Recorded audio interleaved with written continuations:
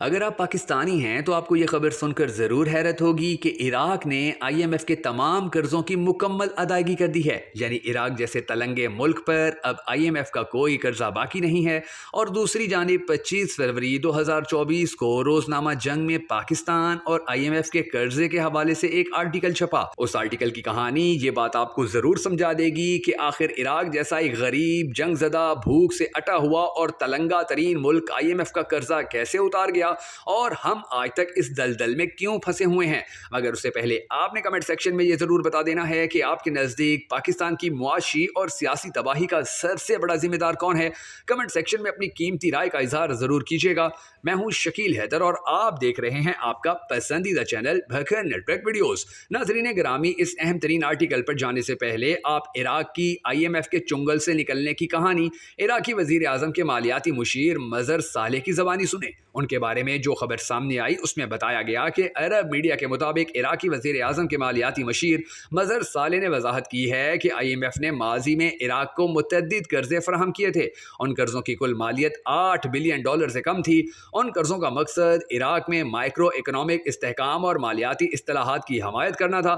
2003 اور 2021 کے درمیان عراق نے IMF سے کئی مالیاتی پروگرام حاصل کیے جن میں ہنگامی قرضے اور طویل مدتی مالی امداد بھی شامل تھی۔ یاد رہے کہ 2016 میں IMF نے عراق میں اقتصادی اصطلاحات کے لیے $5.34 بلین کے مالیاتی پروگرام کی منظوری دی تھی۔ لہٰذا 5 سال کے اندر عراق نے کل قرضے کا 2/3 حصہ حاصل کرنے کے بعد قرض کی مکمل ادائیگی کر دی۔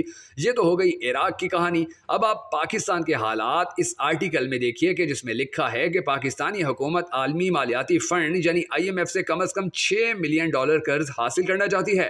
پچھلے سال مختصر مدت کے بیل آؤٹ پیکج کی بدولت ہم ڈیفالٹ کے خطرے سے تو باہر نکل آئے تھے، لیکن اب اگلے ہی ماہ وہی تلوار دوبارہ ہمارے سروں پر لٹکنے جا رہی ہے۔ ہماری نئی حکومت کو $350 ارب کی معیشت مستحکم رکھنے کے لیے ایک بار پھر سے عالمی بینک کی چوکھٹ پر سجدہ ریز ہونا ہوگا۔ لہٰذا اس بینک کا کوئی بھی کلرک پاکستان سے کیے گئے مطالبات کی ایک نئی فہرست ہمارے وزیر خزانہ کے ہاتھ میں پکڑا دے گا۔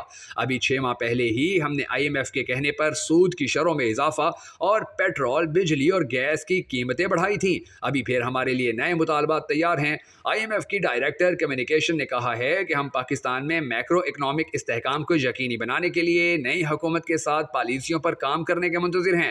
ایوب خان کے دور سے اس وقت تک IMF نے پاکستان سے جتنے مطالبات کیے ہیں انہیں اگر جمع کیا جائے تو وہ ایک پوری کتاب بن جائے گی۔ ایسا مطالبہ اس میں موجود ہے کہ کسی کو بتاتے ہوئے بھی شرم آتی ہے۔ اگرچہ ہمارے دفتر خارجہ نے اس کی تردید تو کی تھی، مگر امریکی اشاعتی ادارے دی انٹرسیپٹ کی رپورٹ میں یہ دعویٰ کر دیا گیا کہ پاکستان نے IMF سے معاہدے کو محفوظ بنانے کے لیے امریکہ کے راستے سے یوکرین کو ہتھیار فراہم کیے ہیں۔ کہنے کا مطلب یہ ہے کہ ہمیں اپنے مہاجن کی ہر الٹی سیدھی بات ماننا پڑتی ہے۔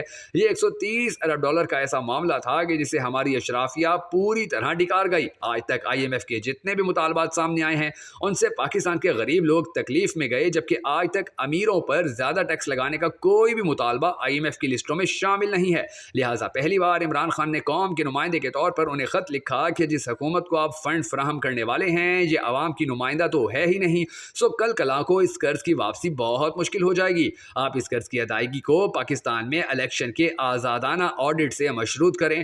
اس خط پر نئی حکومت بہت سیخ پا ہے اور اپنے وکیلوں سے پوچھتے پھرتے ہیں کہ اس خط لکھنے پر کیا عمران خان پر ایک اور FIR درج نہیں ہو سکتی۔ IMF عمران خان کے اگر اس مطالبے کو اپنے مطالبات میں شامل کرتی ہے تو پہلی بار وہ پاکستانی عوام کے حق کی کوئی بات کرے گی، اور اگر نئی حکومت IMF کا مطالبہ نہیں مانتی اور ملک کو ڈیفالٹ کرا دیتی ہے تو پھر قصوروار نئی حکومت ہی ہوگی۔ سچ تو یہ ہے کہ مہنگائی پہلے ہی اتنی بڑھ چکی ہے کہ غریب عوام کے لیے ملک کا ڈیفالٹ ہونا نہ ہونا ایک برابر ہو گیا ہے۔ سن 1980 کے بعد سے اب تک غریب عوام کو دی جانے والی زیادہ تر سبسڈیز اب ختم کر دی گئی ہیں۔ IMF کا قرضہ جو 70 کی دہائی میں $10 ارب بھی نہیں تھا وہ آخر $130 ارب کیسے ہوا، اور یہ اتنی بڑی رقم آخر گئی کہاں؟ اس وقت صورتحال یہ ہے کہ قرضوں کی ادائیگی، خسارے میں چلنے والے قومی ادارے اور انڈیپینڈنٹ پاور پروڈیوسرز کو پیسوں کی ادائیگی کے بعد قومی خزانے کی تجوری تقریباً خالی ہو جاتی ہے۔ ہمیں انہیں پورا کرنے کے لیے اپنے دفاعی بجٹ کو بھی کم کرنا پڑا ہے۔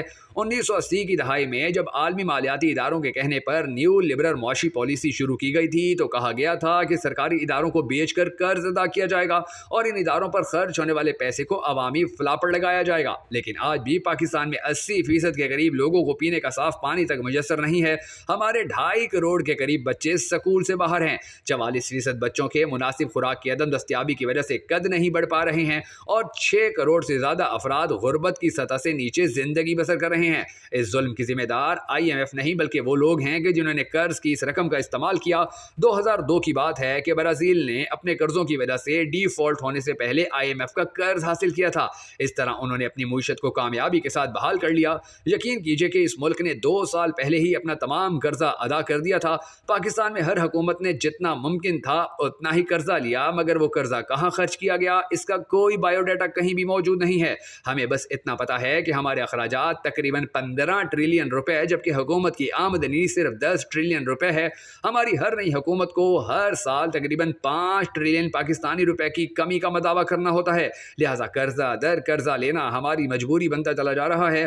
عمران خان کے خط کے حوالے سے کچھ لوگوں کا خیال ہے کہ اگر IMF نے یہ شرط عائد کی تو نئی حکومت ملک کو دیوالیہ کر دے گی، مگر یہ شرط نہیں مانے گی کیونکہ اس شرط کے ماننے سے حکومت کے اپنے گر جانے کا خدشہ ہے۔ یعنی انہیں پتا ہے کہ عوام نے ہمیں حکومت کرنے کا حق نہیں دیا، ہم نے تو یہ حق کہیں اور سے حاصل کیا ہے، اس لیے انہیں عمران خان کا یہ خط سنسناتی ہوئی گولی کی طرح دکھائی دے رہا ہے جو انہی کی طرف بڑھ رہی ہے۔ اب دیکھنا یہ ہے کہ یہ حکومت پاکستان کے ساتھ مستقبل میں کیا سلوک کرتی ہے۔